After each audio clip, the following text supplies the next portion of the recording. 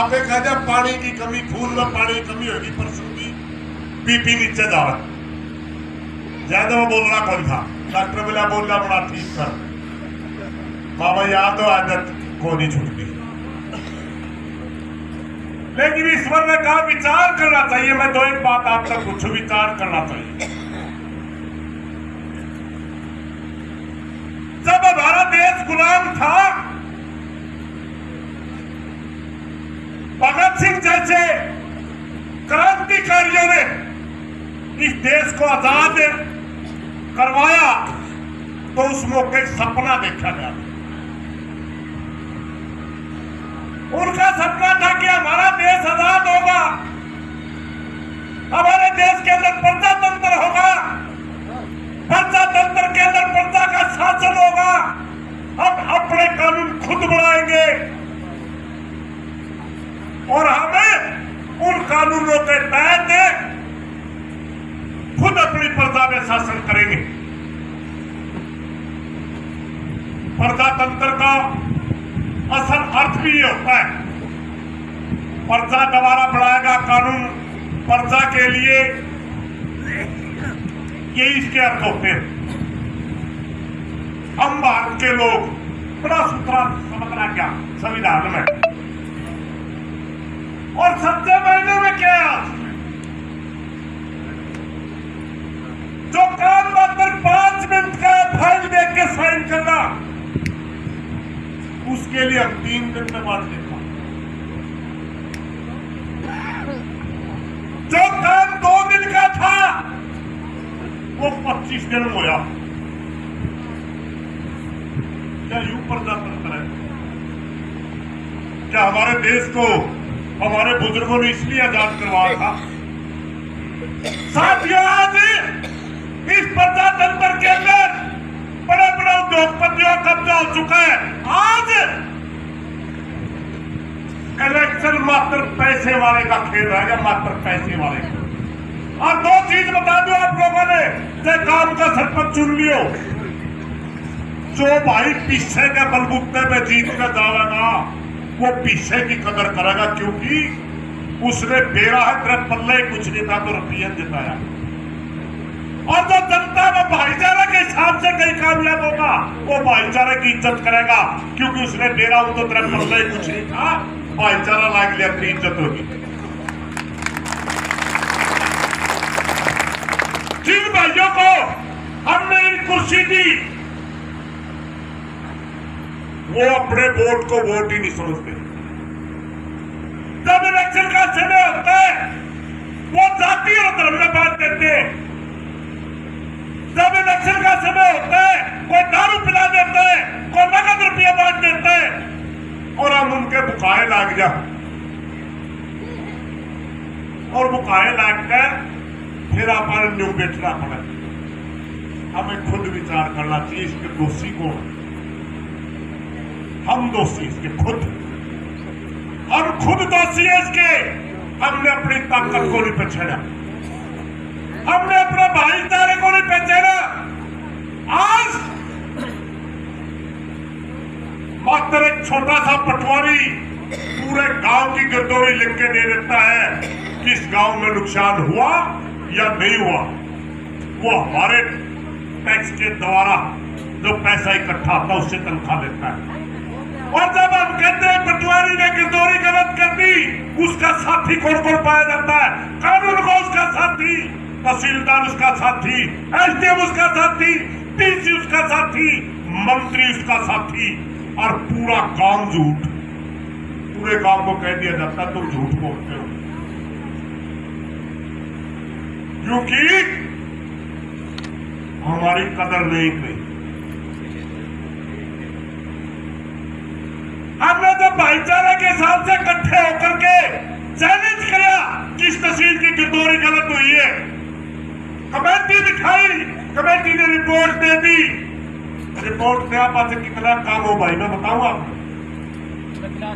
जिस मंत्री ने रिपोर्ट के लिए कमेटी बनाई, उसकी टेबल पर जाने सारे पहला देख का आपकी रिपोर्ट आ गई, धड़कते साइन करके फाइनेंस कमिश्नर का दे।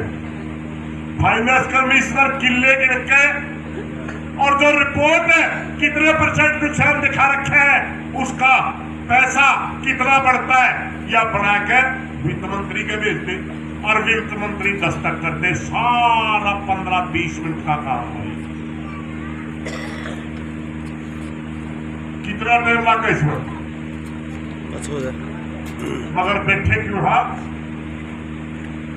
बैठे क्यों है साथियों? जो संसद हमने बुलाया आज तक उसकी शक्ल तो नहीं जानते।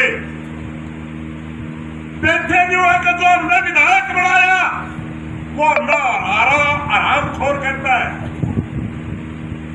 बैठे क्यों है जिसको डिप्टी सीएम बुलाया वो कहता थोड़ा पसीना और आने दो। बैठे क्यों है जो हमने मुख्यमंत्री बुलाया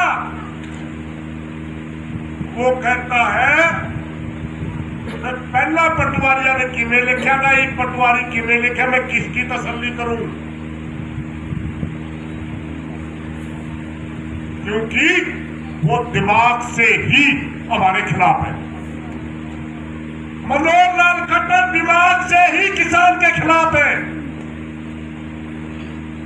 सिर्फ नारा किसान का देते हैं और अंदर खाते बहुत बड़ा जातिवादी आदमी है, बहुत बड़ा जातिवादी आदमी। बात करता छत्तीस बिरादरी की, मगर जब कहीं पर भी किसान की काम आता तो गर्दन काटता है, 5 पैसे का भी लाभ नहीं होने देता। जब कहीं आता है काम किसी मार्केट का 15 मिनट के अंदर करोड़ों रुपए माफ कर दिए जाते हैं।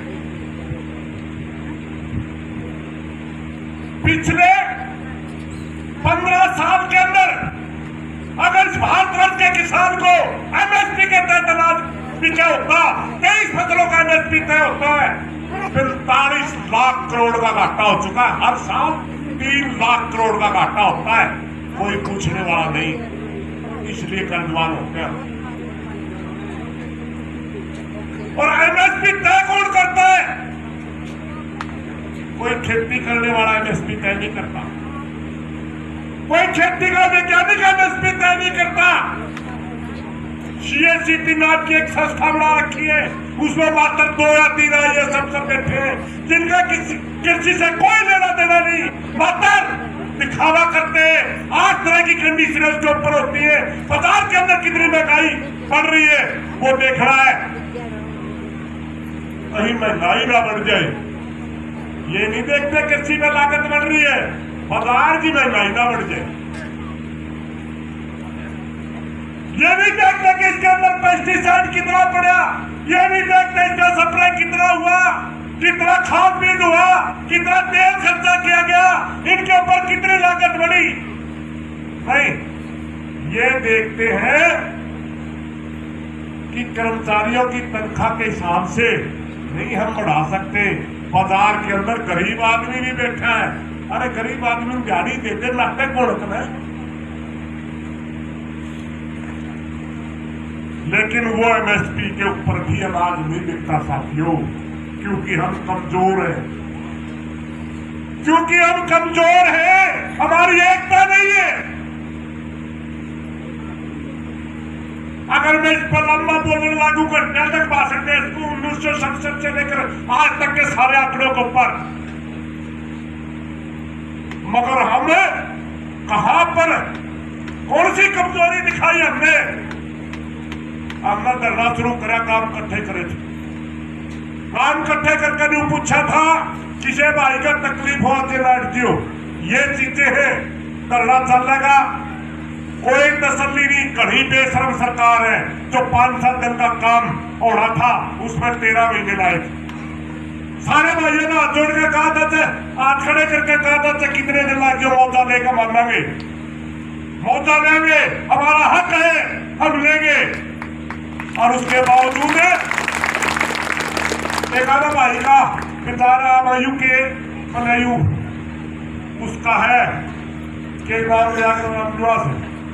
तोतड़ा का यू कैप्टन का बापू का नाम भी बदल लिया, सारे बापू का नाम बता दो। तो उतना तेरा बापू का नाम नहीं है, ना कैप्टन तेरा बापू का नाम। तुम इस समाज के हो, इस समाज के बच्चे हो तुम। दिशा भटक रहे हो, सिर्फ दिशा। अपनी ताकत को पहचानो।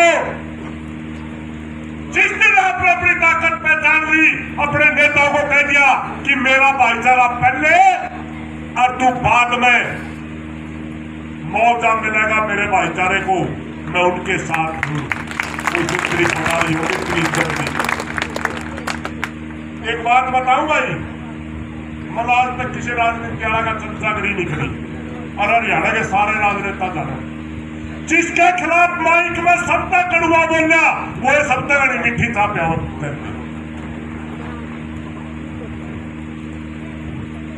क्योंकि उसके न्यू है कदे सूत बेट यानी माइक पई तेरी भी पता ना नहीं। चौधरी घासीराम नजर आया करते, भजनलाल का जमाना देखा और निक्सन का कांड भी देखा, बंसी लाल का जमाना देखा, मंडियारे और कादवा भी देखा, ओम प्रकाश चौटाला का राज भी देखा, कन्हैया भी देखा। मैं बड़ा महाराज को गया और उपेंद्र सिंह हुड्डा का राज भी देखा, माइयड़ भी देखी, मनोहर लाल खट्टर का राज भी देखा, दिल्ली के बार्डर भी देखे, खेड़ी तहसील भी देखी। और मनोहर लाल खट्टर हो, ओम प्रकाश चौटाला हो, भूपेंद्र सिंह हुड्डा हो और चाहे और कोई राजनेता हो, सारे जाने भाई। आता मैं कहा मैं लेकर जाए जिन्हें मैं मतलब फलाना का हूं, मेरा बापू का नाम ले लिया कर फर्क है। और जिस दिन आपने अपनी ताकत पहचान ली, जिस दिन यह पता चल गया कि मेरी कोई जाति नहीं है, मेरा कोई एरिया क्षेत्र नहीं है, मेरा कोई नाम भी नहीं है, मैं एक किसान हूं, मेरी जाति भी किसान है, मेरा धर्म भी किसान है, मेरा पैसा भी किसान है, मेरा क्षेत्र भी किसान है, तो उस दिन आपको कोई हरा ही नहीं सकता।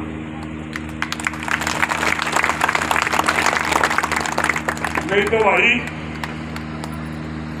ईशा काम हो रहा अपना गला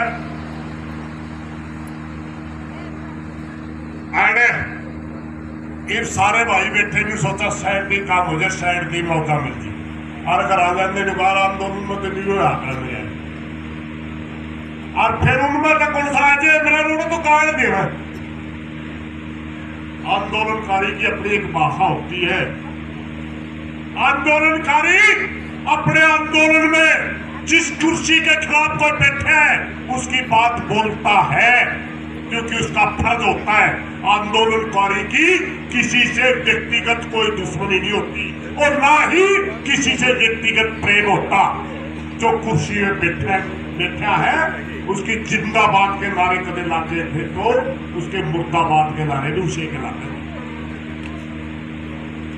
एक आधा भाई का ने विपक्ष के नेता क्यों आओ भाई, अब मैं शुरू वाला दिन कहा था विपक्ष के नेता आएंगे और वो राजनीतिक भाषण देंगे, कुर्सी में जो से बैठे का कारण भी देंगे। अरे तारा दर्द होना हो उनका पहले पीछे दे दो मौका मामे स्टेजे को निर्णय कर देंगे।